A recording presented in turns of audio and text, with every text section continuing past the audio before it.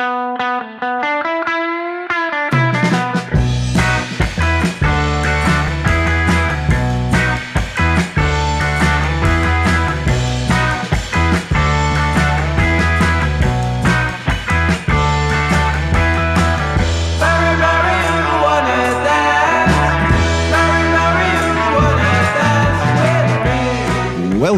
to High Tea with Dirk and Rens, a podcast about cannabis culture. My name is Dirk Bergman. And my name is Rens Hoppenbrouwers. This episode is sponsored by Seedstockers, affordable cannabis seeds for home growers, available at seedstockers.com. This episode number 68 is a Germany special because we have a very special guest here in the High Tea Podcast studio, the founder of the Deutsche Hanfverband, the largest organization for cannabis legalization in Europe, Georg Wurth. Welcome, Georg. Oh, hi. We are recording the show after the day after the big cannabis conference that Coffee Shop Union PCN organized here in Eindhoven to celebrate their 25 years jubilee. You were a speaker on the show, on the international panel. Did you enjoy the conference? Yes, I did. I met a lot of very nice people. I enjoyed to be here in the Netherlands again after a long pause. I'm coming from West Germany, Remscheid. So in my youth, in my teeny times, I've been in the Netherlands more often. Since I'm in Berlin, it's quite far away. So good to be here again. And good to see others, organizations and people who also are in the legalized game for such a long time. So that's a little bit like meeting veterans. I can imagine. Yeah, really. That was nice. Yeah, all of Europe is watching Germany. We could say legalization is coming to the biggest country of the European Union. And it could be a real game changer for the whole continent. In this episode, you will hear all about it straight from the horse's mouth, as the English expression goes. Yes, and we will skip the news segment this episode, so we have more time to talk about Germany. But you can listen to the other regular segments of the High Tea podcast. What's in your joint today? Our history segment, The Old Box, listeners' responses, and the High Tea podcast Kweekhoekje, our homegrown segment. This is High Tea with Dirk and Rens, episode 68. Jingle. Yeah, we need a jingle maybe to start it off. We must make a new one. What do you think? Yeah, we should. It's a good idea. But I say we start with what's in your joint.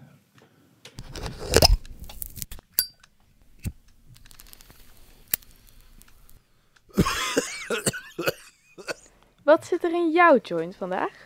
And yeah, we always start with the what's in your joint segment. And as always, we start with the guest. Georg, what are you smoking today? Well, maybe I don't smoke anything today because nobody knows. I publicly just say that I smoked cannabis already in my life. I have some experience, but we always talk to the people, tell the people, don't talk about your personal consumption, your actual consumption, because you can make easily mistakes. And for example, if people tell publicly I'm smoking a joint every day or every weekend, is already enough to lose your driver's license in Germany. For example, one of many examples, you can really get problems with just talking about how much and what you consume and so on. So you better don't talk about it in Germany. I go forward with not talking about that. Okay, so it's even more like because you get into trouble with it than from, let's say, an activist standpoint that maybe people will regard your message differently if you talk about consumption. It's really, you can get into legal trouble. Yes, that's what it is about. And yeah, don't talk about it, which is a pity because it would be good if everybody would really openly talk about the consumption, good and bad experience and so on. We need to learn how to consume drugs in a way that minimizes problems and risks. and it's not good to have it all in a big taboo. But that is still the situation in Germany, and well, so might the people speculate what is in my joint today, or if I have a joint today, or whatever. We won't play the game of going. do Imagine we have a- that you would have a joint. What would you like to have better, sativa or indica, or whatever? We won't go there. I'll just ask you, Reds, because I think you brought something we have special. undercover police in our house. No, I'm kidding. No, yeah, I'm actually having a really, really nice smoke. I don't know where the package is. You only have the joint. I did see it when we were still downstairs before the show. It was one of these shiny, Maybe I lost it there. shiny But packages. I'm smoking today a very nice rainbow sherbet. People also call it the RS. It's from the RS11. I say that the Finos from Dio Farms. And I received the smoke from the guys from Club 69. Okay. And it's a really, really, really good smoke. Smooth, sweet, gassy. It's a little bit sherbet inside. And yeah, I'm appreciating the smoke for this episode. Nice. And you, my dear friend. Well, it's a special day today because I thought with Georg in the house and on this Germany special, why not try my own harvest 2022 for the very first time? I must say it's really not dry enough yet to do it, but it's I had, I think, 2 Viking melon plants, Karma Genetics hybrid. And they are the buds that I already trimmed. I always do like the dry trimming. They are almost ready. I'd say in another 10 days or so, they will be good enough. But hey, the smoke is that good that I enjoy it anyway. And sometimes to smoke real fresh weed is also, it's a different kind of experience. So I can't really judge it for what it's worth because it's really have to cure some more time. But this be actually my second joint of this Viking melon, outdoor grown in Brabant of the day. Karma will be proud. Would be proud. I say we go to the next segment, and it's not the news segment, but we're just gonna ring it right away. Yep. For the people that missed it. So. It's a good jingle, but we're not ready to go to the listeners' responses. No, it's the news. It's the Germany jingle. It's the Germany jingle. It's the Germany jingle today. Like, do. Okay, No, well, it's good enough. Yeah, we like we said, we have no news today, so we go directly. Or we can talk first about. I thought we were gonna talk first about the PCN. Yeah, maybe it's good to have a bit of a longer look back upon it. Okay. Because for the international panel, of course, you were there with Hilary Black from Canada and Bob Hoban from the US. One thing I noticed is that the guy who presented it, Bas van Werven from the Dutch radio, he said at one point in the other debate after we talked to you, yeah, this guy Georg, he's quite modest in the debate. He didn't say that much compared to the other ones, but he's a real force for legalization in Germany. How is it for you, because you do more panels like this, of course, to be in a setting like that and explain what's going on in Germany? Well, it's I'm used to do that, as you say. So it was not a very special feeling or something. It's more like becoming aware one more time how important this is, not only for Germany, but for whole of Europe and at the end for the whole world. Mm-hmm. Germany is now trying to become the third country in the world to legalize cannabis after Uruguay and Canada. And that's a real big thing still. Yeah. It's the first one out of the Americas. And, well, quite a big and well-known country in the world. Of course. And, well, if we really get it done now, that will be a major breakthrough. And a lot of other countries will soon follow, I think. Mm-hmm. So, well, again, this panel for me was another hint on that. Yeah. Really would be good if we get it done. Yeah, before we get into the details of the Eckpunkte paper and the more recent developments with legalization, we like to always take a step back, start from the beginning. As you mentioned earlier, you were born and raised in Remscheid, which is close to Solingen in Western Germany. It's not that far from the Netherlands, about 100 kilometers, I'd say. Yes.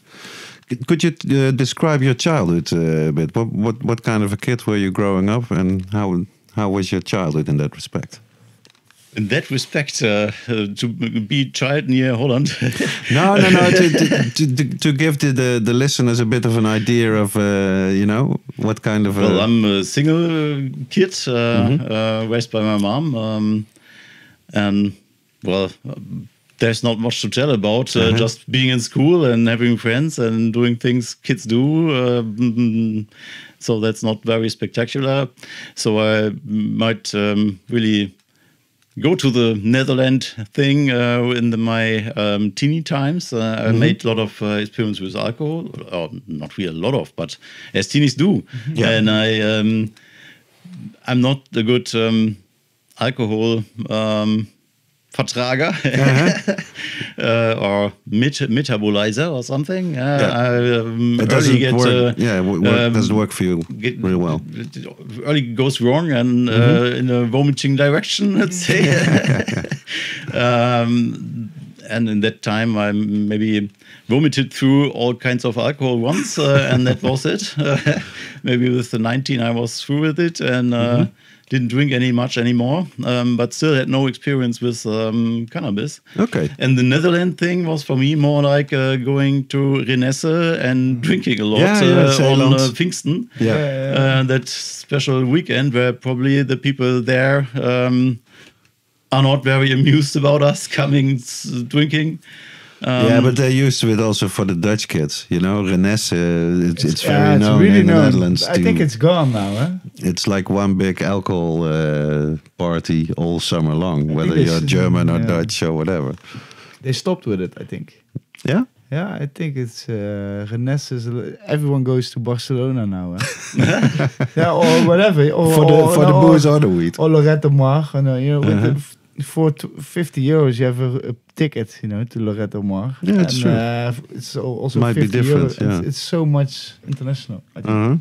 Well, at the end, it's a bit funny that I was in my teeny times always drinking in Holland. Afterwards, especially since I do what I do, people can't believe it. That's also why I ask a bit, because you do get that more often. For instance, we had on the show André Beckers a few episodes ago, who is like a famous cannabis lawyer. He was a policeman. So sometimes you can get such a strange the way how a life can be, like you say. But then again, if I imagine you being like a teenager and going to Renesse, Zeeland, we both know that it's the one. I think there's no province in the Netherlands that has less coffee shops than Zeeland. You really have to look hard for them, and it's always the rules are super strict and whatever. So and I'm not sure if that was good or bad. As I always say, well, the brain is still developing, and the later you consume, the better it is. Accidentally, it was for me the case that I just tried cannabis way over 20. This was in Germany or in the Netherlands? In Germany. Okay. On the way to the Netherlands, exactly. In guessing on the way in the car, not driving, of course, and arriving in the Netherlands completely done. Overdosed by the first oral consumption. But well, it's not that bad to be overdosed on cannabis than on alcohol, I thought. Oh yeah, it's a big difference. Yeah, like we know, almost the worst thing that can happen is that you fall asleep. However, I really have the feeling that I'm not really in risk to get addicted or something. I think it was not bad to start it late. But on the other hand, I don't know what would have happened when I made all those alcohol experiences with cannabis. Maybe it would have been nicer somehow. I don't know. You can never tell, of course. Yeah. However, I'm fine with it as it is. Uh-huh. Your home state is North Rhine-Westphalia, is traditionally the most progressive, I'd say, on cannabis. Can you explain a bit how that works in Germany? Because you have these Länder, the different states that form Germany, and they have quite different rules, I think, Laurent? Yes. The first thing is that possess cannabis is always a crime in Germany, and always you get the case, police have to open it, and then the question is if the state attorneys will close it again. That is what is very different in the several areas of Germany, the Bundesländer. And I wouldn't say that North Rhine-Westphalia is the most relaxed one. Maybe it was in the 90s.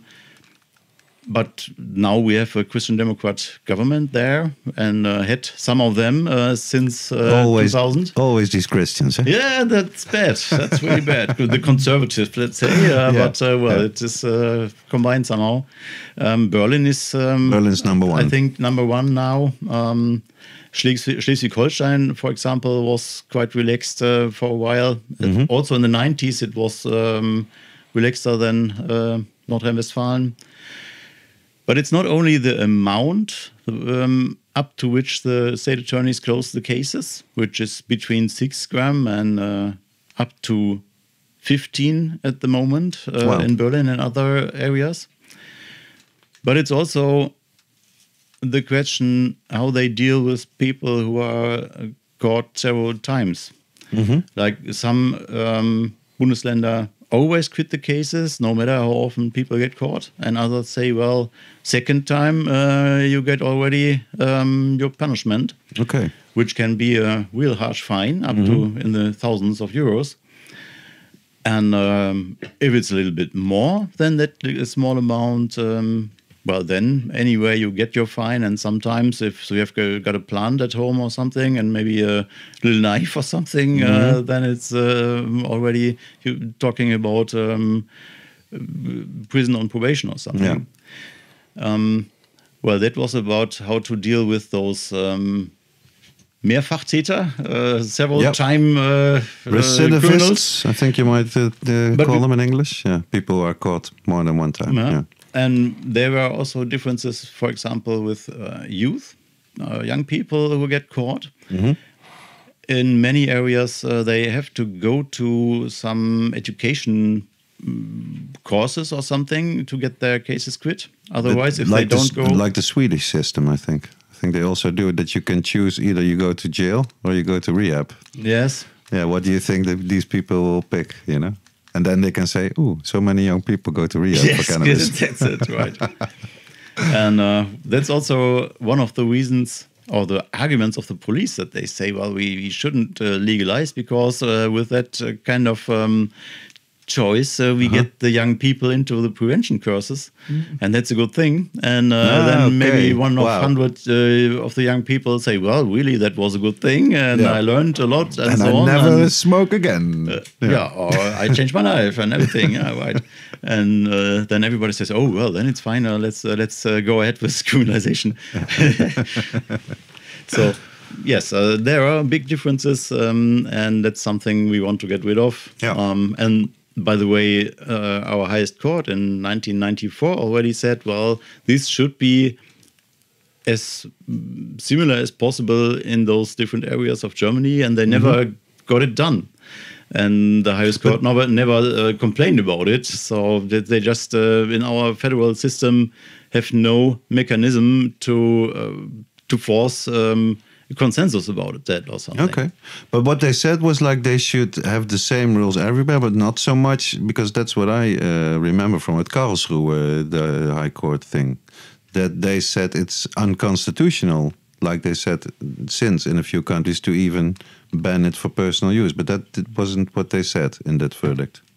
Well, the 94 rule says small amounts shouldn't be punished when if there is no public argument to follow it, and if it is for your own consumption, and if it's not for regular consumption but for occasional consumption. Okay, wow. That's the whole thing, and it should be in the regions The same. the same. Yeah, okay. And that's what they didn't get done. And what Well, they 94. should do is put it in the federal law, the Betäubungsmittelgesetz, and say, well, up to 10 grams, cases have to be quit. So Yeah. then it would be everywhere the same. Clear, But they yeah.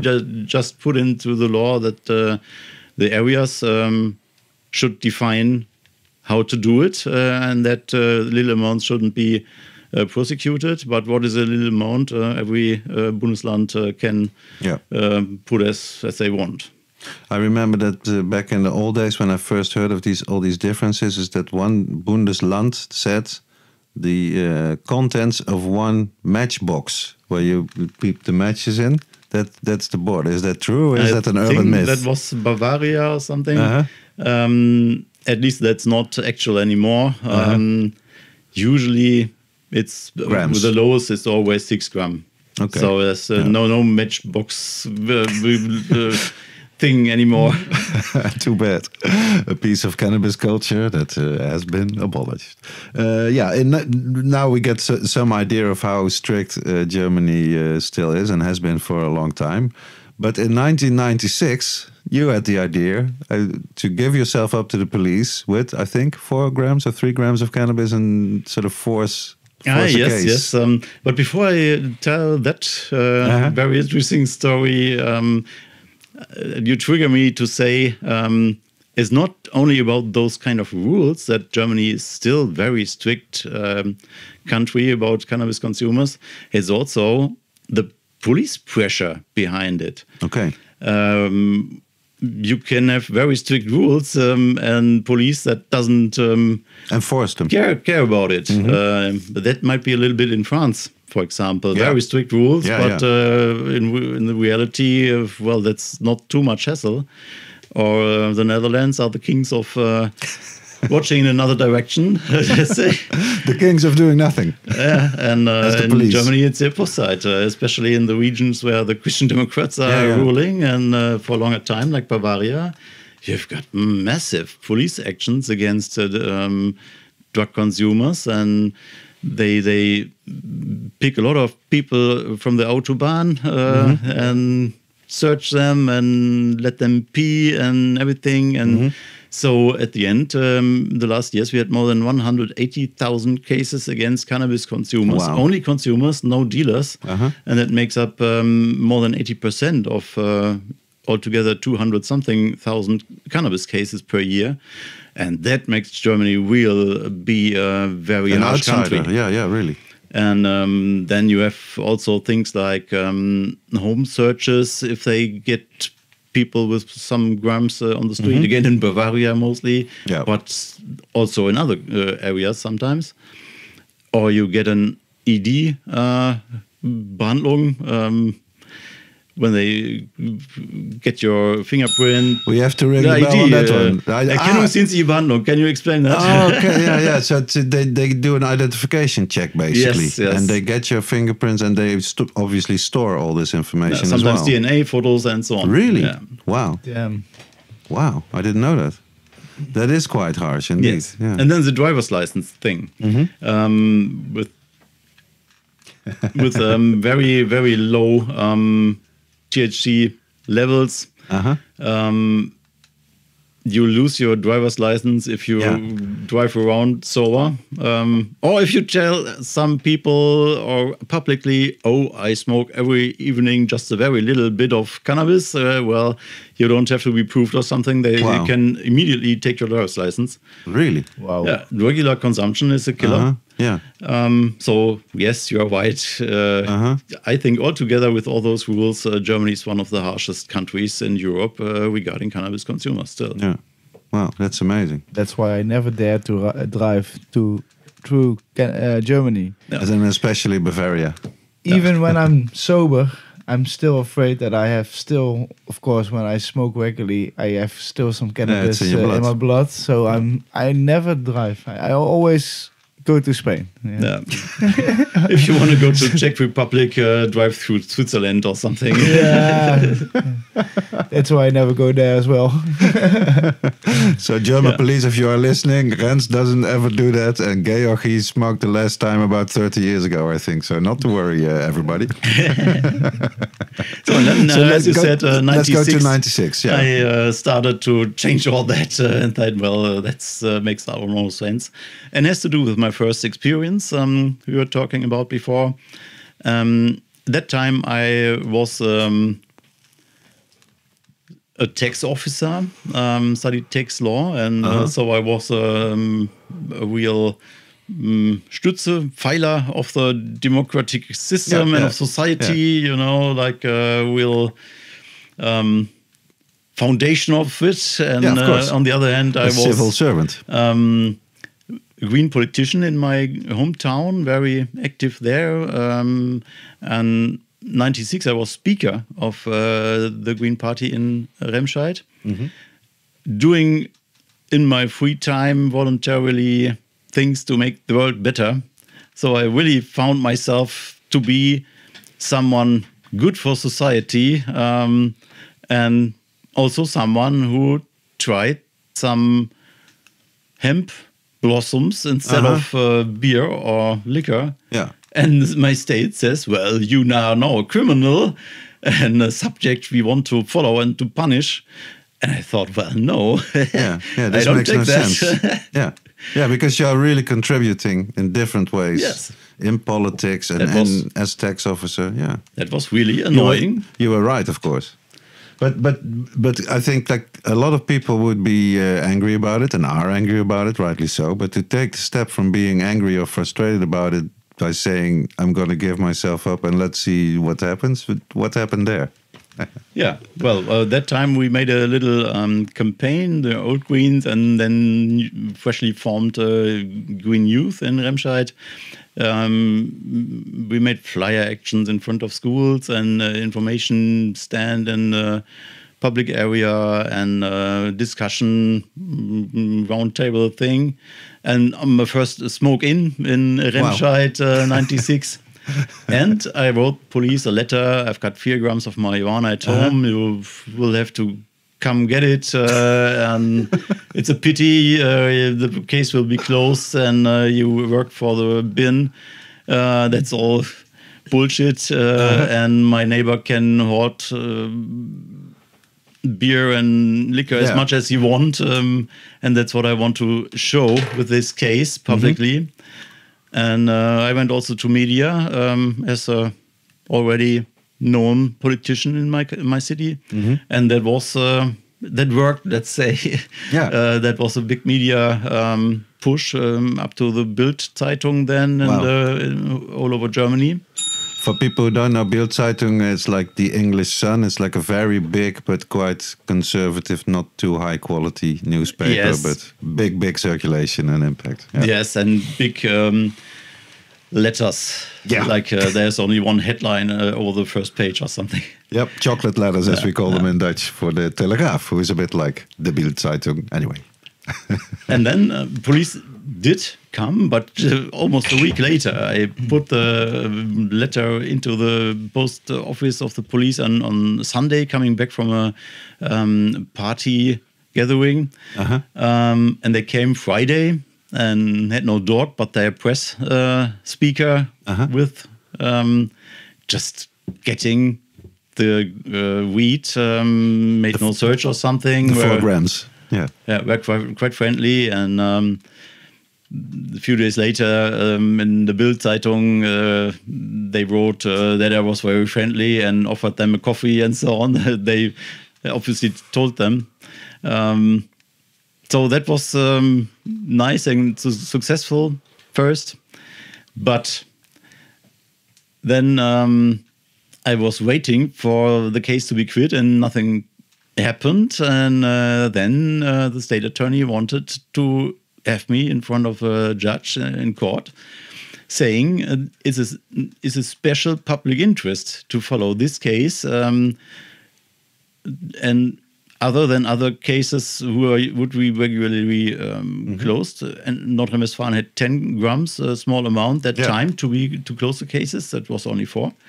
But he said youth is in danger because they don't understand the bad and the happening and so on. And before the judge didn't want to open it, or when this came, he wrote, no court case, I don't open it and forget it, he will be freed anyway. Yeah, but then the state attorney went to the next level, to the Landgericht in Wuppertal, saying, well, I want to prosecute this guy. And Wuppertal said, well, Remscheid, you must prosecute this guy, and you probably will punish him. Okay. And then I had the case in front of the same judge who wanted to free me, and he had from the level above the strong advice. Yeah, to prosecute me somehow. Yeah. And at the end, they did it not because of special public interest, but because I didn't own it, the 4 grams, to self-consumption, but for this action, as I told police. Wow. What a cunning way to do it. Amazing. Yeah. So you get the fine, or what did you get? I got 200 D-mark on probation, which I never paid because I never had any case anymore. But still, I said, well, that kind of judgment I don't accept because my neighbor also has no 200 D-mark on probation for his beer. Yeah. So I went up to the highest court the next 1 or 2 years. They still said, well, this judgment was all right. Because of the personal consumption thing that they made up. Wow. And maybe I wouldn't be sitting here if they really quit the case, as I thought they would. Yeah. Because then it would be just a 4-month little campaign in Remscheid, and then up to the next. Wow, the ball really started rolling there. Yes. They wanted to have me in the boat, in the game. And so they had me in the game. Yeah, you said, okay, and try me. A year later, we did such a similar action over the Green Youth Organization in Germany, so Youth Organization of the Green Party. In 5 Bundesländer, we had 12 people going to police on the same day, same time. Wow. Putting 2 grams of hash on the table, saying, this is for my own consumption, and prosecute me. Yeah. Oh, wow, super cool. And these cases were all quit because it was for their own consumption. Yeah, you could tell them up front. Yes. Don't say you bought it for the action. Eh? Say to them you're gonna smoke it. And we had funny differences what they did with people. For example, especially in Baden-Württemberg, which is also a very conservative area, they said, what do you want here? Go home. Go away. We don't want to follow you. And then said, no, I'm here. This is my hash. I'm a criminal. Prosecute me. And in Leipzig, in Saxonia, they made very big hassle about it and kept this person about 5 hours in the police station. Wow. First they said, well, this is no cannabis. And this was the guy from the Green Help, which is a organization in Germany helping people with cannabis cases. Okay. So someone who really knew what he's doing. And, well, I know about it. It's cannabis, he said. Then we make a home search. And the guy, yeah, okay, let's make a home search. Oh, wait a minute. We don't have the guys here to do that. 1 second. And then we get to call for dog. All right, call for dog. Oh, wait a minute. And every time this guy went out of, the policeman went out of the room, and he heard then calling him... the boss, police boss, what should I do now? Here's a guy with cannabis, I don't know if this is cannabis.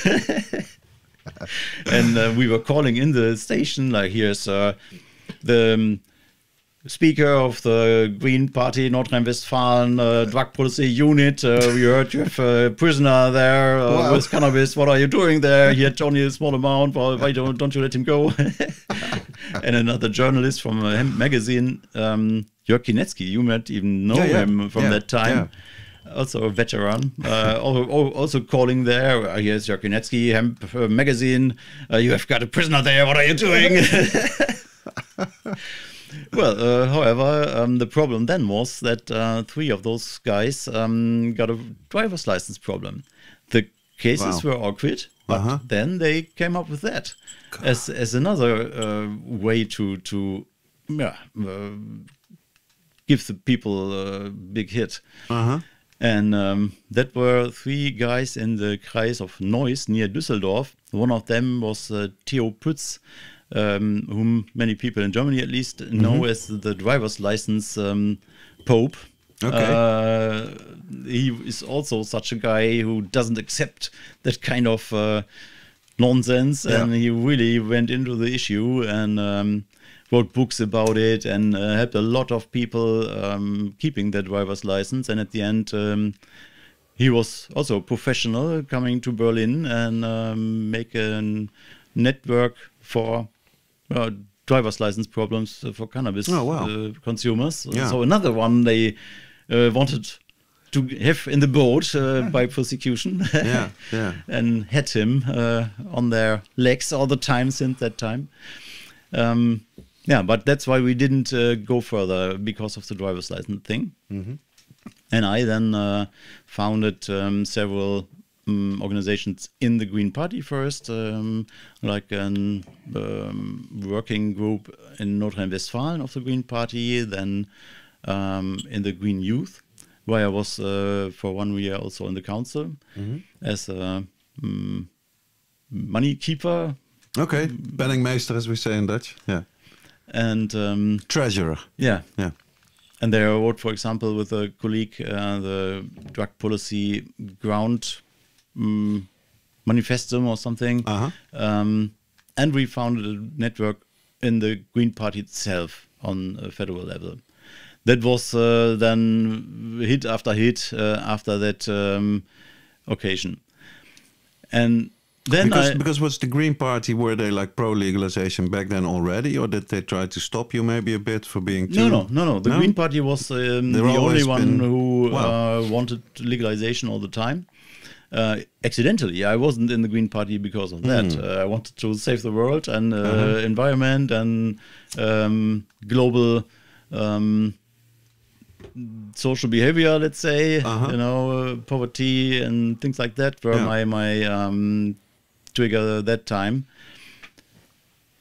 And then we realized, well, that's all good in the Green Party. It was that time the only organized drug policy reform movement in Germany. We already had the hemp parade as the biggest demonstration that was already running, and some local groups, but nothing real organized on federal level. And then I had a break, making a world tour, traveling 11 months and cycling 9 months of it through Asia. Wow. Thinking all the time, a lot of time on the bicycle, how could we organize drug policy reform movement except out of the Greens, like not party bound. Then I came back and the Club for Drug Policy already was founded, caring about all drugs. And in 2002, some guys from the Hemp Journal in Germany said, well, we need a business association for this branch. We had those fairs like in Castrop-Rauxel, the Cannabis Business, you also probably remember, and all those little shop owners, head shops, grow shops, and so on popped up in the 90s in Germany. And also hemp-related some companies. Also, and that was the founding or the first scene that was able to carry some kind of structure. Yeah.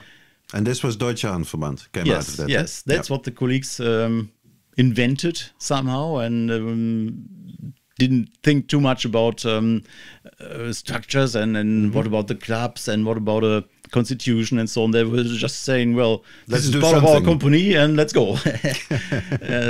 Quite unusual, but very efficient. And they said, well, now we need somebody doing something. And This is where you come in. that's why I come in, right? 2002, I went into that company, took shares from it, was one of 4 people running Hemp Journal and the Cannabis Association, which was my part of the whole thing, and started with 0, with a computer and a blank table and a telephone. And, well, I'm the German Hemp Association now. Let's go. And where did you get like your initial? Because, like you said, you studied tax law, so of course you had your political local experience. But who did you reach out to? Who could you learn from how to actually do this? I was not only in the local politics. I also did every kind of politics. I was in the local politics. I was very much in the details of electricity supply and wastewater, fresh water, everything you can imagine what is necessary for running a city. But I was also delegate for party gatherings on the federal level and on the Bundesland level of North Rhine-Westphalia. So the organizing bits you already... mainly the program issues, like you all saw on these conferences, you make decisions about an election platform, for example. What are our main points and positions and so on. So I had to read all those proposals to every kind of issues and discussions about it and how this all worked. That made me be in the political issues in a very broad spectrum. Scale. And I was also the candidate for the region Remscheid-Solingen, 1998, for the Bundestag, the federal parliament, which was again learning a lot about also federal policy. And in my hometown at that time, I was the green leader of Red-Green Coalition with the Social Democrats, which means I also learned how to negotiate issues, how to make compromises, how to deal with maybe also things you don't achieve. That's also something you must get around somehow and just go ahead and say, well, all right, we lost that fight. Go on to the next battle. Yeah, of course. Yeah. So that was like an education for doing some kind of political things. And on the other hand, to learn to be a tax officer also was not bad, because I had an idea how administrations function and how to deal with them. And also how to... Activists and money usually is such a super bad marriage. It goes wrong, no matter in what way, but it will go wrong. A good hint, activists and money, that I get back to that. But first, I was also able to do all the paperwork myself. In 2004, I put the German Cannabis Association out of that company of hemp journal, and others also went out. However, hemp journal still exists. But that since 2004, it's a separate... I'm the only one running the Cannabis Association. So it's not an NGO. It is like a private enterprise. Huh? It still is, yes. Not my invention. That was really the idea of the colleagues. But when I put it out, first I went ahead with that. And that was a very efficient structure. Of course. It's like a club. We have, meanwhile, 9,000 paying private members. Wow. And lots of... donations in the Christmas time especially, and we have about 25 active volunteer groups in several cities in Germany doing information stands and so on. So, and we are very transparent with our finances. People can see what we do with the money, what I myself get out of it. Because you have like people employed at the Handverband in Berlin, I think. Meanwhile, we are 9 people. I think no other European NGO could say that. Maybe that's only focusing on cannabis. Maybe the other ones, but for cannabis, it's quite remarkable. Eh? I also think that. And plus some pupil. Stagiaire, we call them. They're like students working on the just a few hours, right? Yeah, exactly. For our online shop and to send welcome gifts to the new members and things like that. Yeah, because with that amount of members, if you indeed just mail them and send them something, it gets into a lot of work. That's impossible to do by just a few people. So I was able to do all the paperwork with my experience at the financial office. And as you said, back to the money issue, that is also one of the ground-laying things that makes up our success. I always thought we must do that professionally, not voluntarily. If we really want to get somewhere in a sensible amount of time, it's not doable with only after-work work. And I said, well, I want to dedicate my work for that. I'm not ready to do it for nothing. Yeah. I can earn. And you got to live, of course. In my financial office, I can earn a lot of money, and I don't want that much. I want to have more sense than I get there, or more change the world to a better. And I'm ready to earn less, but I'm not ready to earn nothing for it. So let's make it that in that kind of way professional. Yeah. So that people, not only I, but also people who come on board, stay on board for a while and not go half a year later when they got a good offer from somebody else. Excellent point. It goes wrong often like that. Yeah. And then the people who have some way of doing it voluntarily and combining it with some sort of other income or whatever, how they do it, you see that these people get so much work to do because they are one of the very few ones that can combine all this shit, that there's a real risk of burnout. Yes. And like you say, if you can just pay them a salary, and then you have the consistency that you really need. Because like you say, to do it in any sensible amount of time, it still, of course, took a very long time to get where we are today. But let's not go too fast on that, because I definitely want to talk about, you could see it coming from a mile away. But let me take one more little thing or tell what was important for our success at the beginning. Those guys who founded the Cannabis Association said, we guarantee in the first 2 years 12,500 euros budget for the Cannabis Association, no matter how many members we have and how many fees we get in. That's really so. Really I good. was paid from the first minute on. Not much. It was about 400 euros per month, but still. Yeah. And we had some little money to do some little other things. Yeah. And that worked excellent. After 2 years, we had the fees and we had the members together to hold that up.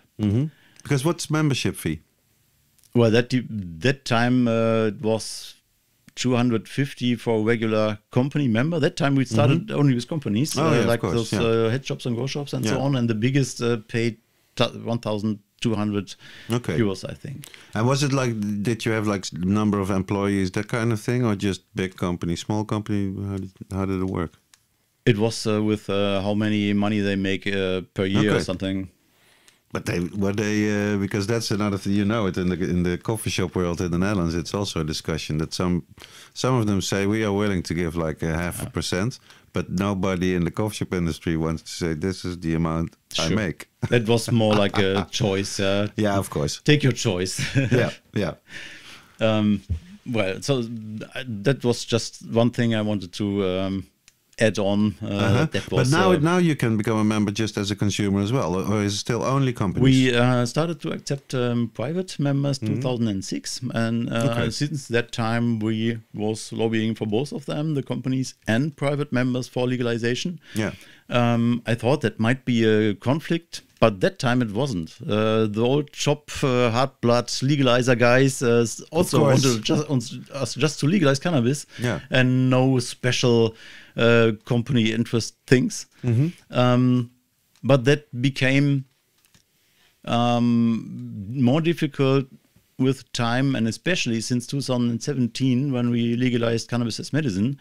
And the big companies came in, and the Canadians came in, and so on. And then it was really very big difference between the dreadlock street fight demonstration thing and the lobbyism suits for this very white and clean and no drug medicine companies. And that was the time when we said, well, let's split it up. And we founded a new business association, the BVCV, Bundesverband der Cannabiswirtschaft. Okay, economic organization, really. Yes. Yeah. This is a real club, not a company, but they are now the lobbyists for the branch. Okay, for the industry, yeah. Yeah, and we now don't do this anymore. We don't do networking for the companies anymore, and advice for companies anymore. We also laid off some 2 people caring about it. One of them was the leader of the new structure. Okay.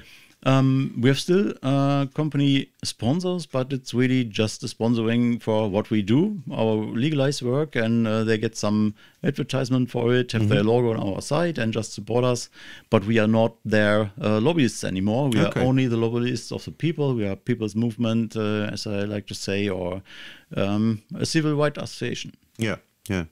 And you say that's like a direct result of the medical legalization and the big companies getting into the cannabis scene in Germany? Well, even before it became more difficult, the bigger the companies were, the more it was like a normal branch, and people coming in, just investing, just doing new things, and not... They can pay for their own lobbyists, basically. Yes, they really do. Yes.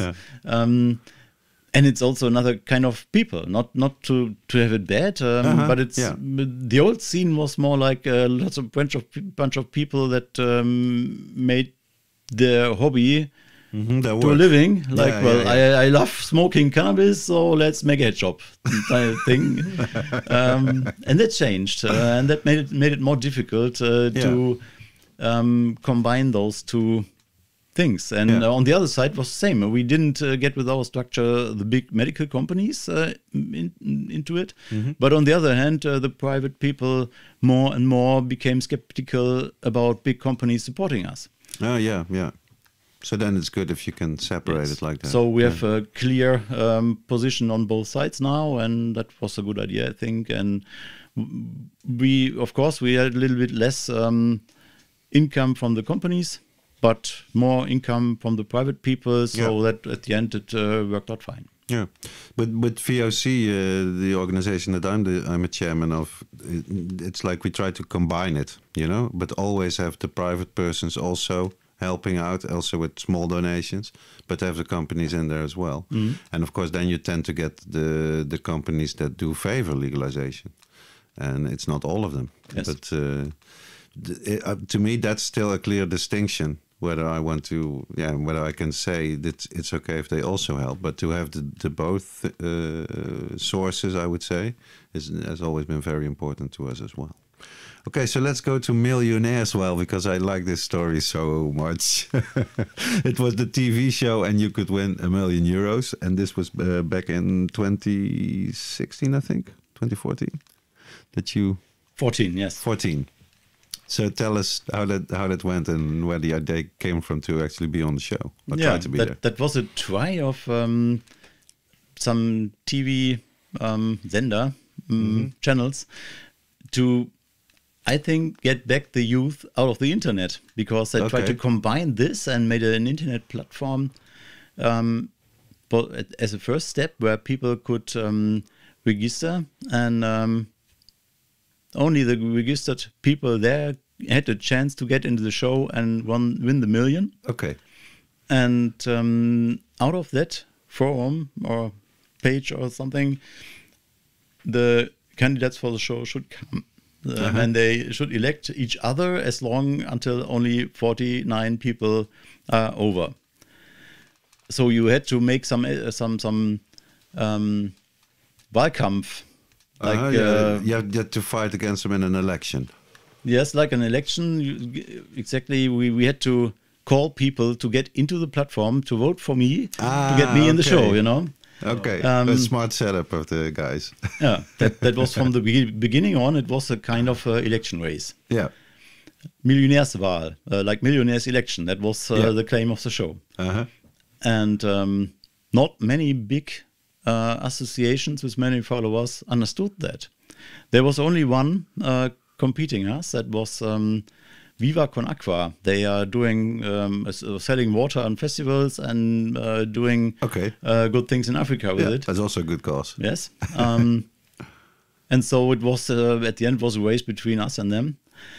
And it worked out fine. I was on top of the list of those 26,000 people in the forum.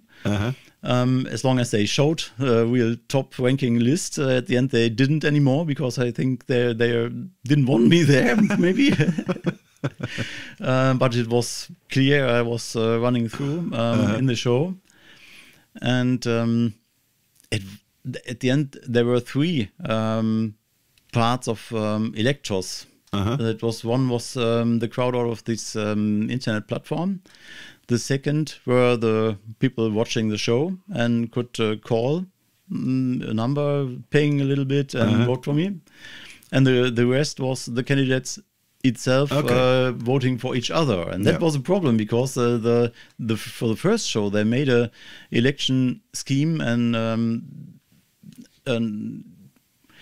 how the votes were voted, how they were rated, that the candidates itself had much more power than the people seeing the show, and that was quite a bad idea from them. It's not good. And in the first issue, the guy who was rated up by the people like hell lost, and the one who was on the latest position from the people watching the show won at the end. Wow. Because the candidates had the last voice, and of course they did throw their voices on the one who had no chance by the voters, and they all did it, and they had the highest weight of their voices, and so that was a complete public disaster.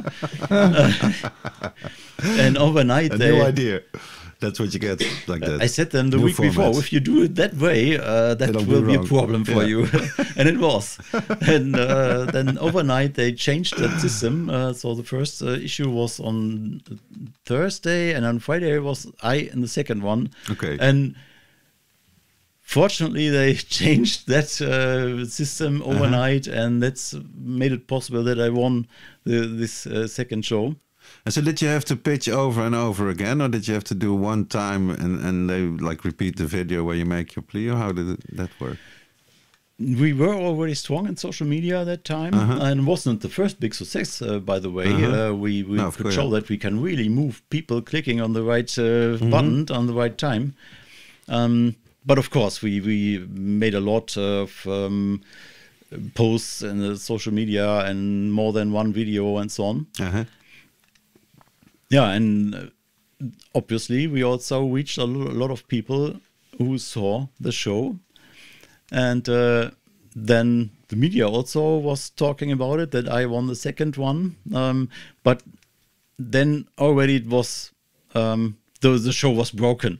After the first one, the media reaction was very bad, and the people who saw the show reaction was very bad. How can this guy win and the good one loses completely, and so on. And then they made the rest. 5 shows. They only showed the trailer on one evening in a big studio without any public without anybody seeing it there in a big studio of Stefan Raab, Brainpool in Cologne. And this one also nobody saw. And of course, if you 2.5 hours or something, you trailer after trailer for the last 30-something candidates, of course, that was also completely sexy. bullshit. And so the end, the final, was only in the internet. They didn't have it in the TV. Okay. It was probably the most expensive internet show ever. But I won it. So you were crying all the way to the bank, as they say, about it not being on TV. And my claim was, I want the money to legalize cannabis. I'm running the hemp association, and I've got some ideas. For example, I would like to do TV ads for legalization and other things. And I was one of very few candidates just talking, not going crazy act or something. Many others did some kind of sport funny kind of show or some bands and things like that who wanted to be once on TV. I just thought it was only talking, saying give me the money for legalization. And a lot of people want legalization. And I think at the end I won against Viva Con Aqua because there are also a lot of people voting for them, but only once. And my people just called again like crazy. Of course. And probably they had maybe 5 times more votes at the end than everybody else together or something. It must have. I don't know the real numbers. They didn't came out with it exactly, but it must be something like that, a really huge win at the end. And then they wired me €1 million. Wow, it's fantastic. And you once told me before, I thought that was so funny, that the money has long been spent. I think also on cinema ads you put it on, but still that so many people come to you and say, "Hey Georg, I know you got $1 million. We have a nice cannabis initiative. Can you support us a bit?" No, that doesn't happen anymore. It's a long time ago now. Still, many people say, "I know you from that time." Yesterday at the show, in fact, I met again somebody who said, "Well, I know you since 2014 and Millionaires election." In Germany, the younger generation of legalizers doesn't remember that anymore. Okay, but of course, that helped us a lot to gear up the structures and so on. I spent a big amount of it in the first year, also to save some taxes. There it was an advantage that we are a company and could make some tax deductible expenses. And that was that cinema campaign. I wasn't allowed to do TV ads. I learned then, I didn't know that in the show, in fact, that this is not possible in Germany to do any political ads in TV, except the parties before elections. Some weeks they can do their spots and that's it. No other political message is allowed in German TV as an ad. I didn't know it either. No. So I did the cinema thing and was in TV in the news sections. That's a super smart thing to do then. Talk about make your disadvantage your advantage. You get it both. That's great. you, like you said before, in 2017, medical cannabis was legalized in Germany. Yes. 2016, 2017. What do you think that they got right and what did they get wrong in Germany with the medical? Well, that time, I think it was quite forward kind of law because of several components. One was that it was including blossoms, just buds. Yeah. Like, that was not safe, let's say, or sure. That time, many only had products like Sativex, for example, just this a mouse spray. Yeah. Which is more like in the medical system used and not so much Patented. druggy. Yeah. But they had them on the record. Then it was not limited to a few handful of conditions, like in many West in states, the Netherlands, for example. even. Yeah, it's still only 5, I think. And most people don't know that it's very different also in the several US states, where in California you can get it for everything, and people run around with advertisement. Here, for here's your medical even. paper. Just make your Kreuzchen at headache or backache, and Tick the there's box the for the doctor, there's a disease. dispensary, and go for it. Yeah. And you have got other US states where you have only 3 conditions, which are life Threatening. yes, and that's it. Yeah. And we didn't have that, but you only had to have something where cannabis could be reasonably helping, so really something good, like that. Yeah, good formulation for. Yes, but it also made some problems. But the third thing, what was good, was we had covering of health insurances, which was also not common that time in North America. No health Absolutely. insurance Yeah, paid it. So that was altogether, Not too bad. on the first view, a good thing, but also includes already the problems that had, because, for example, about the health insurances, there was a loophole, something like they could, in single cases, reject paying if they've got good reasons for it. And that at the end made up that they only pay 2/3 of all prescriptions, yes, which are But carried still, to them. 2/3 is a lot better than Yes, zero, but- like in the Netherlands. Yeah, but that also means that the doctors just ask and patients ask for conditions where they know it is kind of probably that they pay. So mainly ache, some kind of headache, whatever, just chronic pain. Yes. And others, like the whole big variety of conditions cannabis can help, they just don't ask for, because they know probably they won't pay. Okay. And Wow. if you would So the, ask for any doctor condition, will give the prescription, but you just won't get it from your insurance. You won't get the money back. So many people pay on their own when they can, and then it's easier to prescribe, because we have some regulations for the insurances to pay, which are quite harsh. One of them is that it must be a severe condition, whatever that means. You know, that's another thing highly discussed. Is it severe or is it not? And the other thing is you must try everything else on conventional medicine before you can get cannabis. I think they do that in more countries like that. Yeah. And that's also a problem.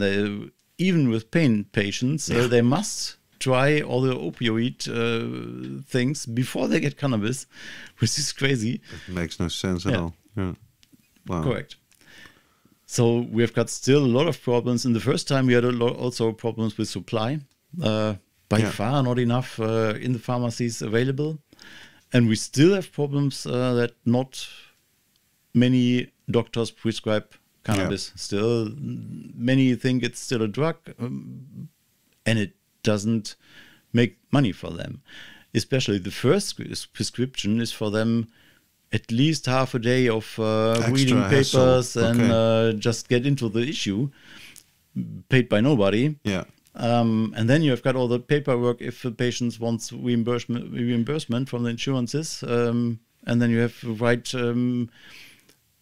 papers and papers why this patient should get it, and why he's has done everything with other medicines, and how severe his conditions, blah, blah, blah. And so that's still a problem. You see how the devil is in the details like that. That the way it works out practically, it can really ruin the system without politicians even knowing it. Yes. So let's go to the Ampelcoalition, because for me, I remember it quite clear when the new government of Germany, they presented their government program, and boom, legalization was in there. Can you? Well, let me first ask: were you surprised that happened, or were you, if this Ampelcoalition is coming, then they for sure will do it? What kind of experience was it for you? It was a surprise when you look for the last 3 months before the elections, let's say. Then it became slowly thinkable that they could happen something like that. Before, all the polls were just, Christian Democrats will win, and that's it. It will go on like ever. We had 16 years of Chancellor Merkel behind us. 16 years, that's a lot. Yes. Yeah, like Helmut Kohl also had 16 years in the 80s and 90s, and Merkel did the same. And nobody thought that conservative country, Germany, could be in a few months the third country in the world that wants to legalize cannabis. That was really not unthinkable. Not on the table, really.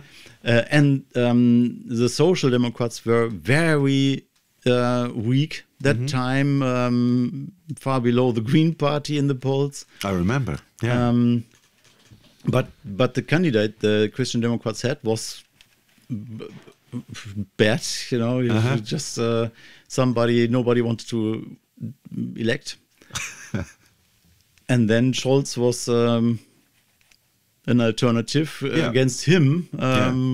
Probably before nobody thought, well, Scholz is the best guy, but in comparison to the Christian Democrat, he was the hero. And also steady, I would say, stable, kind of a not too extreme politician, Scholz. Yeah, he's a little bit Merkel-y. Yeah. Merkel-y. I like it. This more like not too emotional thing. Yeah. He's not a populist or something. Yeah, it's true. It's true. Well, and then strong Greens and Liberals, and it was enough for this three-party government. And they were fast also. They were fast forming the government, I remember. Yes, it took maybe 5 or 6 weeks. Yeah.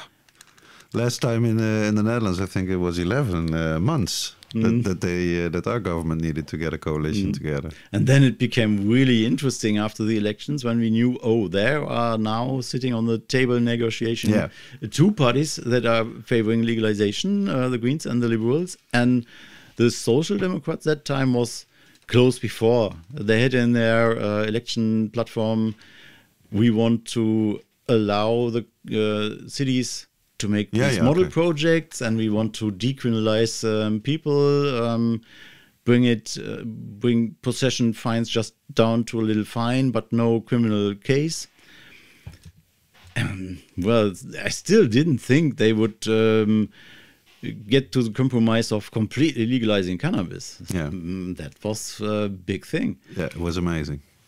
And now, since that time, we have a historical chance to really get this done. And for me, after 26 years of fighting for legalization, being on the last run, getting there, but still, I'm not sure if we get it done, and there are still big obstacles and problems, and it's still a very narrow race. And also in public opinion, by the way, since 2014, since the Millionaires election, I could afford to ask every year how Germans think about legalization with a well-known institute. And 2014, we had 30%. Wow. We want to legalize cannabis. Just 30. Like in Colorado at that time, we asked for adults in special shops. And right while they were negotiating the Ampel coalition, we had the first time little majority with 49 to 46% against pro-legalization. And that is a good story on the one hand, but on the other hand, you see it's very narrow thing. Yeah, 46. And it is in public, it's very narrow, and it is in the parliament very narrow. As I said, 2.5 parties like they want. We still have also the left party in the opposition, which is good, which is also for legalization. But if you would ask in the parliament, like every parliamentarian can vote as he wants, or she wants, And it do would they be do probably 50-50, you know? Okay. Yeah. And and all those problems with international law, with EU law, and also our second chamber. We have the Bundesrat, where the regions are with their delegates and having their vote. And this is still dominated by the Christian Union. There they can stop the show. And it's a little bit like in the States, where the Democrats want legalization clearly. They have the president and they have the House, but they don't have the Senate, and so they don't get it done. At the end of the day, they don't get those final votes that you need to get the law in. At least not yet. And they have even much bigger majorities in the public opinion, but still don't get it done. And we are waiting for them to get on the other side of this narrow way. They have elections next week, and also polls next week with I think 4 US states about legalization. That will be interesting too. And so we are like the States. We are very on that very narrow race. Will we get it done? Won't we get it done? And if we get it done, it will be like a major blow to legalization worldwide, I think, especially in Europe, but also Asia will have a look, Africa. I believe if we get it done, this will be a real game changer. Yeah, could well be. Because it was, just recently, 26th of October, that the German Minister of Health, Lauterbach, presented the documents that had like the cornerstones for the legalization. Let's get into a bit of that, because there was also a leaked version a few days before that was a lot worse than what actually was presented by the minister, instead of the other way around. So that was okay. There was a THC limit and it was dropped. Can you? You're right, correct. Yeah. It's exactly as you say. There was a leak. The ministries were negotiating between each other. There are a lot of ministries involved somehow, like traffic and 5 ministries, economy, I think, and agriculture and so on. And the main head-on has the health minister. He must bring the proposals at the end. And this leak, exactly, there were THC limit for the products of 15%, which is the old Dutch idea that we had have managed to get out of the window, 15, and in return in Germany. It was terrible. Bad joke, really. And there was a limit of 2 plants for private growing. And what was the other thing? There was a third thing they dropped then. We made a big protest press release, and many media outlets were writing about it, and was completely confusing because the second wave of also quality media said Lauterbach presented his Eckpunkte, it's true, his corner points, but it was just a leak when they didn't mention. And really, also the community was completely confused. What's going on now?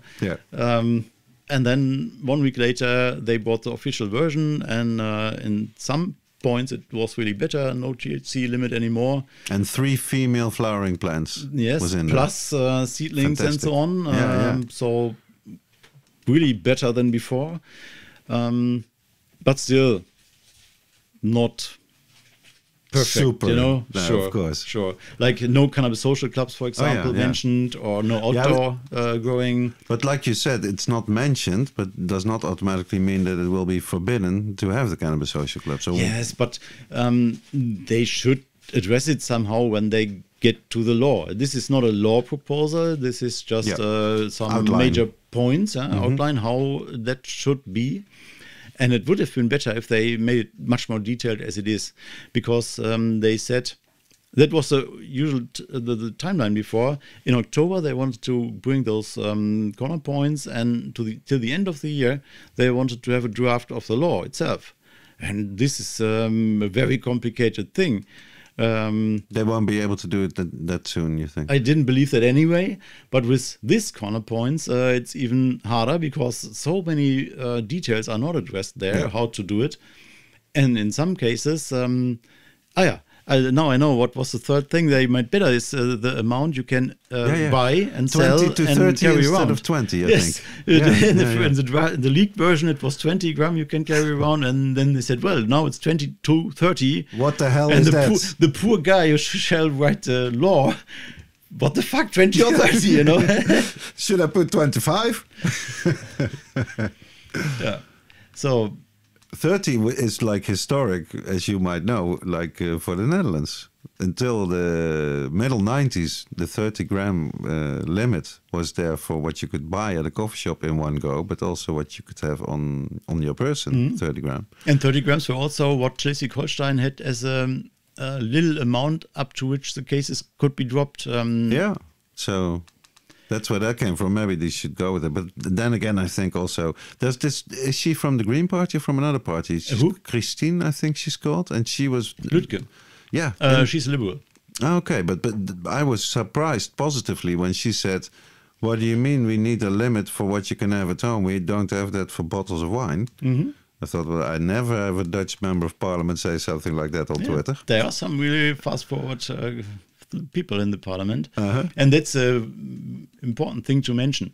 This is what the government proposes, not what the Ampel coalition as such altogether wants.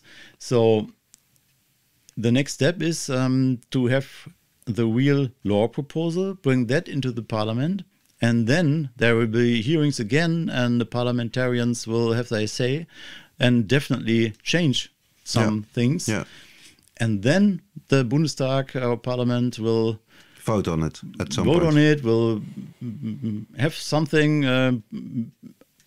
I think it's possible to do it until next summer.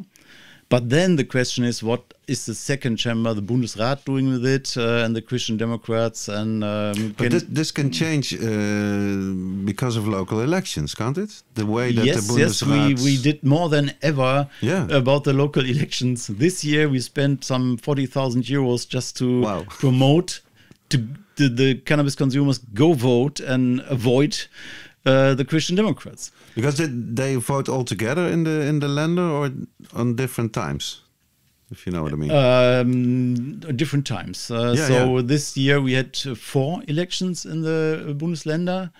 2 of them really kicked out as Christian Democrats, so we came a little bit forward there. Yay, kick them out.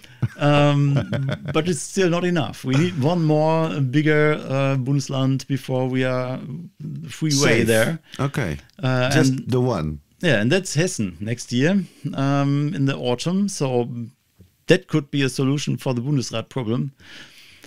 And Bavaria, but nobody really believes that Bavaria without the conservatives, it will be their in last theory, stance ever. that would also help. But when will the Hessen election be? You know? Someone in autumn, the concrete date is not clear yet. It's very, like you say, it's a very narrow edge that you have to walk on to make this work. Wow. And so now exciting. we've got that European Union thing. Yeah. But where I think Lauterbach explained in the press conference, because I watched it live, because I thought, really, this is history in the making.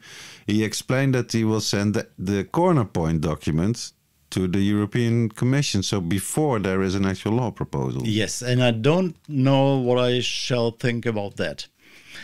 It's clear that in the health ministry there are also people still from the times of the Christian Democrats who don't want legalization and who are still in high positions there. It's not when an election is and another minister comes in that he changes the whole stuff there. Yeah. And these people are the ones who are in the details, who are have the order to think that all through and get it on the road. And some of them don't want to get it on the road. And so this could be a move now to just, let's go to the EU, let's get the no, and then forget it. And Lauterbach, unfortunately, said in that press conference, if the no comes, we won't go further on that platform we have here. Nobody knows what that means, and sometimes Lauterbach, our health minister, is talking a little bit around. You don't know if he's really getting it, or if he's is it fantasy at the moment what he's talking about. But it sounded like first we are not working further on the draft of the law as long as we don't know if it's going in the right direction, which is a problem because it costs time. They should go forward and think through different approaches. Yeah, of course. Maybe they do. I don't know. Probably said Lauterbach said they wouldn't, but I don't know if that is really what's going on. It's almost like he's playing poker, because imagine that the European Commission would say, yeah, it makes sense. Because also what I got from the press conference is how he explained that it's all about the way they interpret the international treaties and the EU rules. Yes, right. That he says, like, yeah, to protect young people and to promote good health, it's not effective to have a repressive policy as we tried 40 years. We will do better if we regulate it. And this is how we look at those treaties and those rules. So yes, and it is complicated. I cared about the international law before, only about United Nations international law, and there it's quite easy to get around, as we see. Other countries can also do it. And there is the case of Bolivia, and they really showed how to do it and respect the international treaties. That's at the get out, get in model. Right. First, make the proposal to get, in this case, coca leaves out of the treaties. You don't get the majority for it. Germany and Netherlands were against, for example. Yeah, indeed. Then they said, well, we get out of the treaties and then we come in with the exception for coca leaves. And that's a very correct way to do it and respect the treaties. Yeah.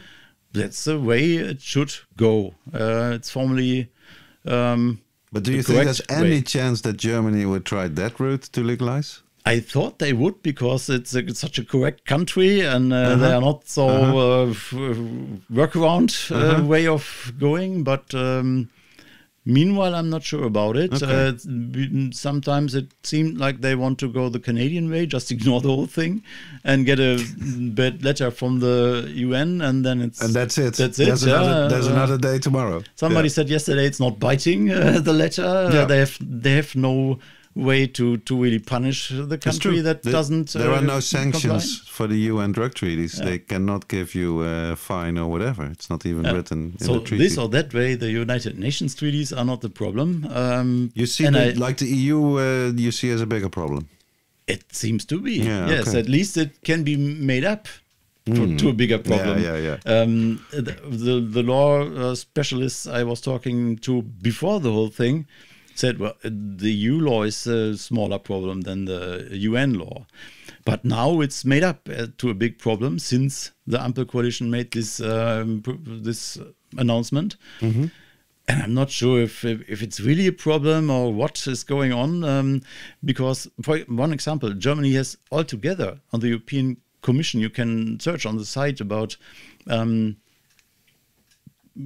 cases when they were not following these EU treaties, 950 cases against Germany that they don't follow the cases.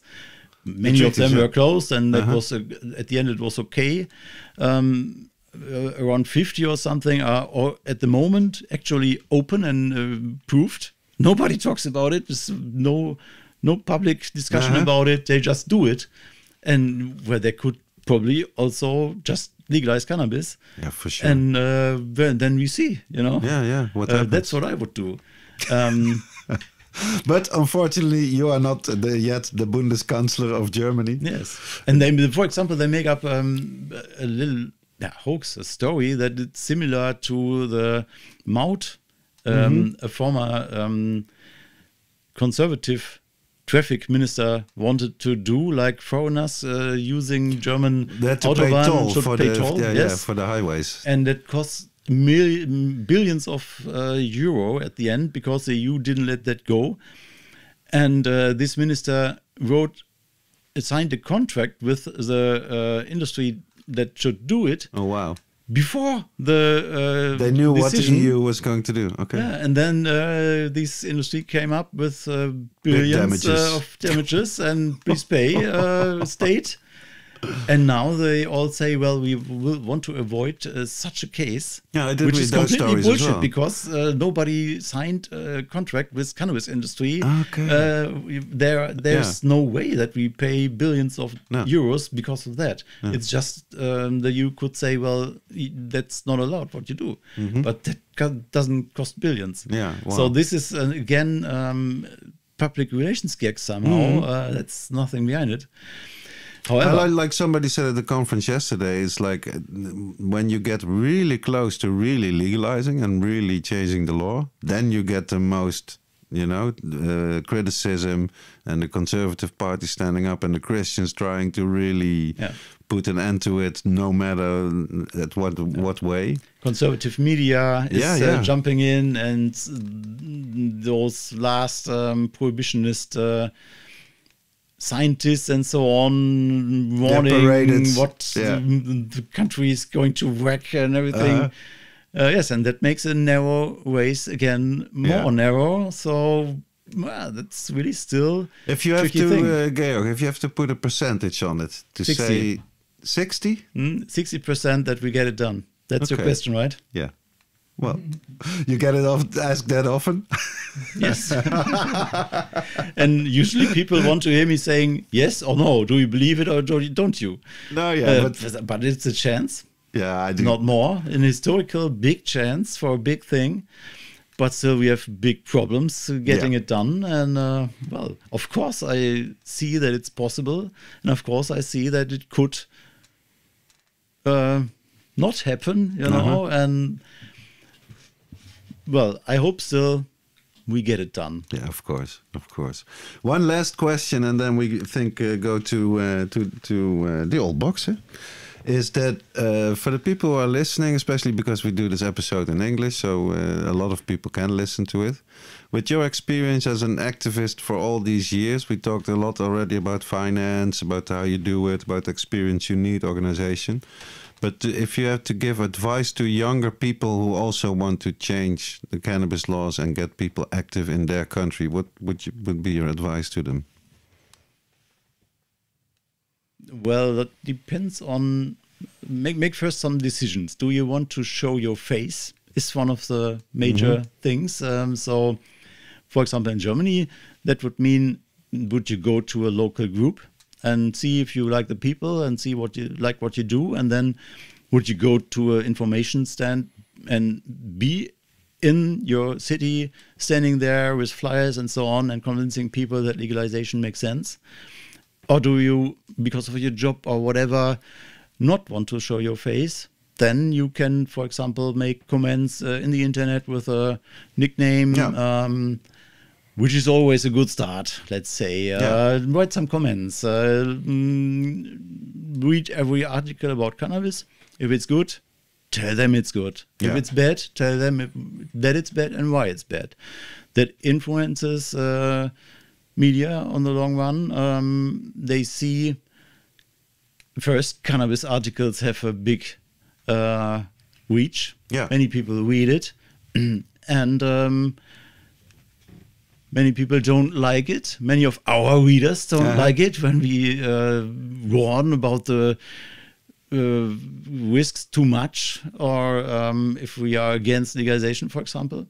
That changes things when many people do it. And from there, you can do as much as you want, because the second decision is how much time do I want to invest? And of course, you can dedicate your life for it, or you can do a couple of hours per week, or just a few minutes in online. a week. And that makes up between some clicks on the right place in the right time if some campaign is going on. For example, in Germany, the Weed Mob on Twitter is very strong and gets it done again and again to get cannabis hashtags in the trends. So search out for that if you are on Twitter and use the hashtag #WeedMob. It's indeed, it's for me, it's great to follow it all on Germany, and a lot of people are involved.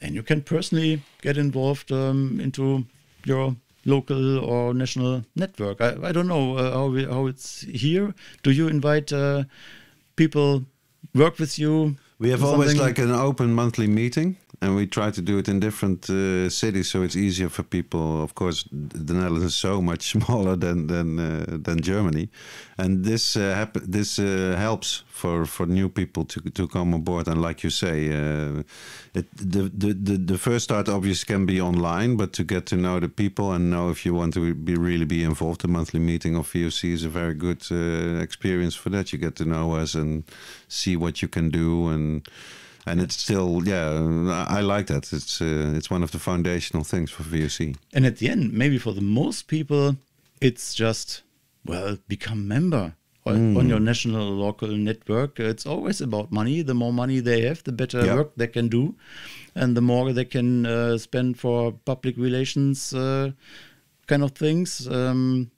Would be nice to have some radio ads here in the Netherlands, right? Or billboards or something, and that's about money. Just if you don't have time or you don't want to be active and political, make a donation, become a member. Help your local legalizer doing it. Fantastic message that I totally endorse. Okay, I think it's time that we go. I think it's a good slogan to finish off this great interview. Really nice to hear the story from you, Georg. I say we go to the old box.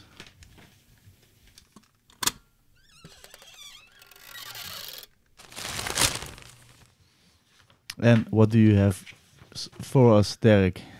I took out this book from my cannabis drug library called A Treasury of Hashish. I'll give it to Georg so he can have a look.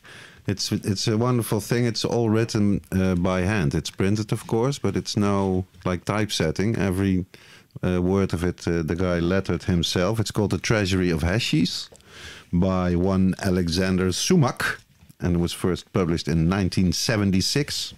And it's indeed a treasury of stories about hash, like the story about the Garden of Cafour that I will read from today. Here goes. The Garden of Cafour. The Garden of Cafour, near Cairo, was long maintained and patronized by hashish-eating Ishmaelites, fakirs, travelers, and poets. It was a kind of Arabic underground outdoor village. Religious purists finally destroyed the garden in 1251, as both the grounds and the patrons had fallen into neglect. Fortunately, the many visitors and regulars have left much elegant poetry and prose behind for us to relive their delights. And one of these poems is included. The green plant which grows in the garden of Cafour replaces our hearts the effects of a wine old and generous. When we inhale a single breath of its odor, it insinuates itself in each of our members and penetrates through our body. Give us this plant from the garden of Cafour, which supersedes the most delicate wine. The poor, when they have taken only the weight of one drachm, have a head superb above the emirs. And I looked it up. A drachm is about 1.77 grams. So if you eat that amount of hashish, you will have a head superb above the emirs. Lovely story, Derek. Really, really nice. We close the box. Yeah, that brings us to the listeners' responses. And again, sorry, my vape pen. It wasn't your phone with the listeners' responses, but your vape pen. Yeah, thank you, okay. Thank you, the Grateful Seeds for this great vape pen. It saves my journey a lot. We received again a nice email from a dearly listener, and it goes like this: Dear smokers, really a top podcast. I'm enjoying it. Of all those blowing stories, I translated to the English quickly, so Do it in probably- European English. No problem. Yeah. I'm only on episode 18, so maybe these guys have already come up with an episode offer. If not, I think it would be nice if Space Case from Dronte visits you guys. Space Case. For the old veterans like myself, indeed, Space Case, in a sense, he's a guy, a grower, made his own nutrients. I remember that he had his own series of stories in a sense about growing, and at one point he demonstrated his fertilizer that he made himself by sitting in a bathtub full of the stuff, you know. So he's quite a legendary crazy grower guy. I think it's a very good suggestion. Let's find him out and I'm ask him. friends with him on Facebook. Just invite him. But we have to see, because he's not doing very well with his health. Oh, well, let's His see. his half nose Mhm. is being taken away because Really? he had some tumor. Didn't So know it's that. really heavy, and he's getting old, and but he's still fighting and he's still pushing. But I'm wondering if he's still open for things like this. But we can always see. Let's give it a try. It's a good suggestion. He also had a mini documentary on Vice. It's for everyone also a good tip to Google or on YouTube Space Case. With the C case. Yeah. Cees.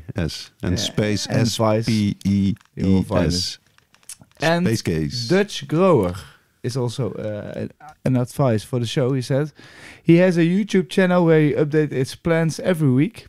So for everyone, also look on YouTube, Dutch Grower. He does that very nicely.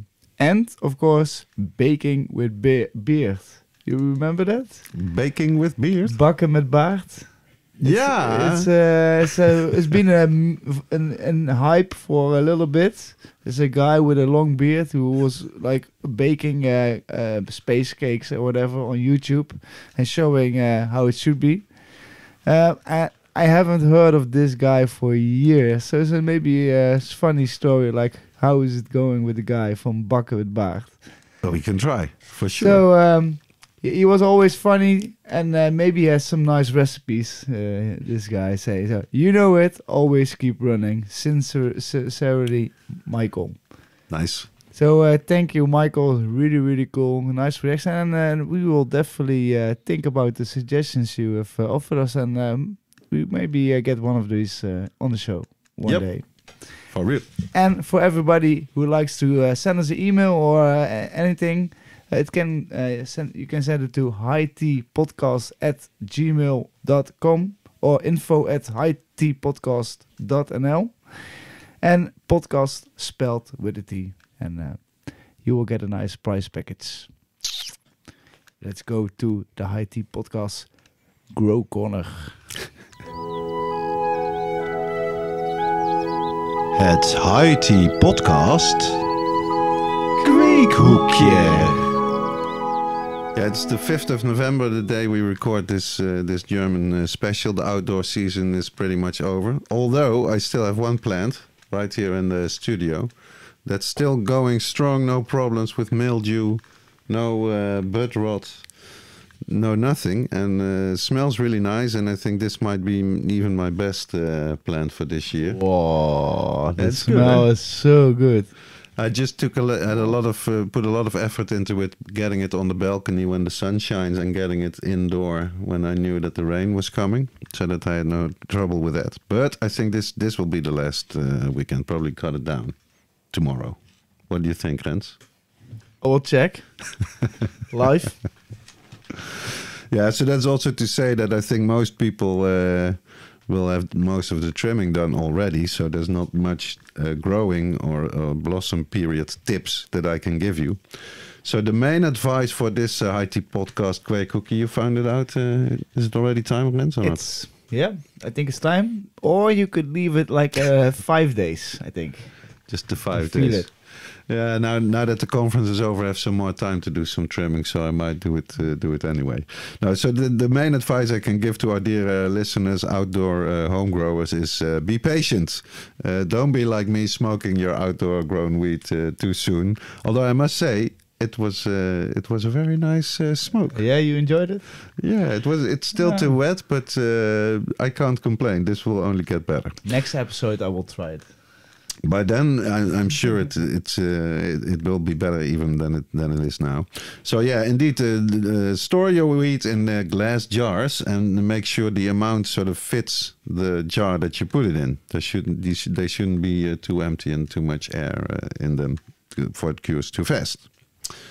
Yeah, you're not a home grower, Georg. You can't be, of course. No, I can't. No, you unfortunately, He never seen cannabis. How can he? I've seen a couple of plants. Also in the USA, I've been there a couple of times, and once also in such a huge medical grow, for example. Oh, wow, nice. And once I had an own plant when I had some seeds from the bird seeds. to eat, you know, those pounds of seeds you can buy in usual stores. Yeah. And had it in a compost on my balcony. And there came a plant what was not planned by me, and I left it growing, which was illegal, but it's long enough ago that they can't prosecute me for that anymore. More than 25 years ago. Because they sometimes say that those seeds are like sterilized or radiated or whatever, so that you cannot grow a plant from it. That's not true. They do work, at least some of them. Yeah. And so once I had on my balcony European certified low THC cannabis plant on my balcony, and it was still a crime. Really? Yes, of course. You don't There's grow no any plant of hemp in Germany legally if you are not a farmer. Okay, but you can if you do have the license for it for industrial hemp, you can. Yeah, Sure. yeah, of course, but not as a private individual. You must be in the age insurance for farmers to be defined as a farmer in Germany, and only then you can grow industrial hemp. Wow. So, well, if you have any question for Dr. Derek, then please send us, and we will get to you. So that makes it up, and that sums it up for episode 68 of the High Tea Podcast. I really want to thank our special German friend, Georg, for joining us in the studio and sharing your story with us. Really nice. Dankeschön, as we say. And of course, we also wish you a good trip back on the train without delays to Berlin. It was a pleasure. Thank you for inviting me. Yeah, I think it was a super informative show for everyone. Everyone's looking at Germany, so to know indeed what's going on, what are the egg points, all the things that we discussed, it's very interesting.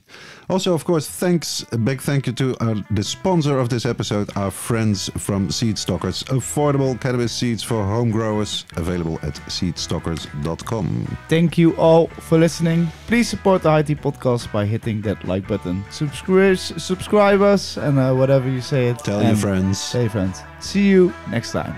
Howdo.